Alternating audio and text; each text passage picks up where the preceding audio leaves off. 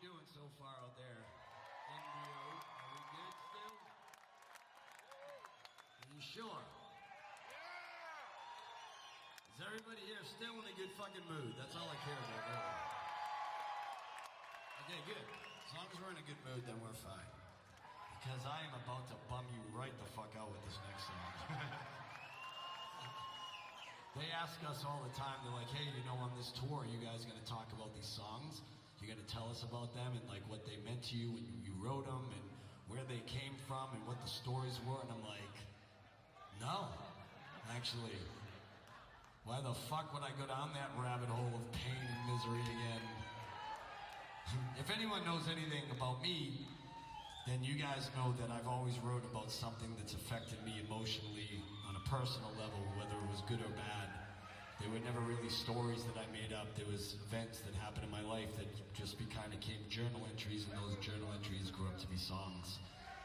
But I will tell you real quickly about this one, because this one just sucks, I'm gonna be honest with you.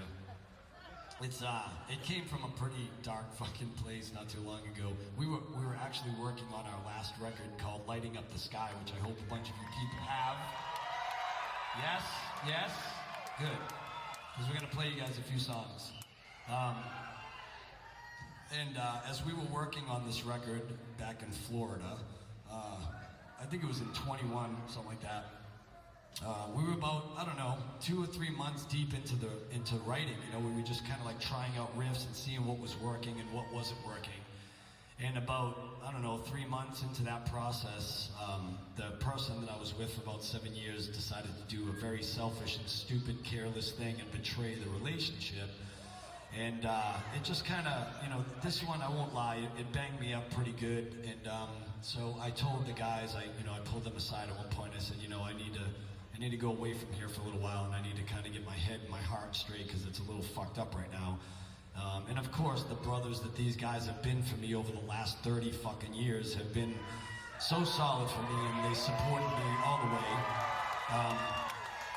And so I left, and you know, I kind of went and healed and spent a lot of time by myself and got through that whole mess.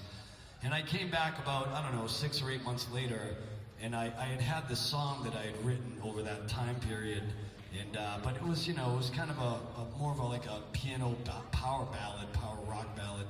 And but I told the guys, I'm like, I have this song, I want to play you, and I want to just see what you think of it. And so I played them the song, and they were like, wow, you know, it's really strong. We should put it on the record. And I'm like, yeah, but is that what we're doing? Because, you know, Godsmack usually comes out and we're a heavy-hitting fucking band. And then, you know, a couple of them said, why not? I think it was Shannon, actually. They're like, you know, he goes, you know, you did it on the last record, on When Legends Rise, when you wrote Under Your Scars, and it went and got 100 million views. So, why not? And I'm like, okay, so we recorded the song, which was really kind of tough to get through because it was still raw and very vulnerable and emotional for me. But, you know, it made it onto the record. It is now our new single that's on the radio. It's a song called Truth. So we will play you this miserable son of a bitch right now. But I will tell you, on a positive note, you know, just to kind of end this story with a little bit of humor, when I came back after all this time, and you know, after I settled in and they could see I was doing a little bit better, Shannon approached me one day and he goes, hey, I gotta let you in on a little secret. You know, we knew when you were away you were going through a hard time, but we knew you were gonna come back with a really good fucking song. You motherfucker, you guys, I'm sitting there with a broken fucking heart, and you guys are betting on me like I'm some side Vegas bet. Fuck. So, yeah. So anyways, there you go. Enjoy my misery.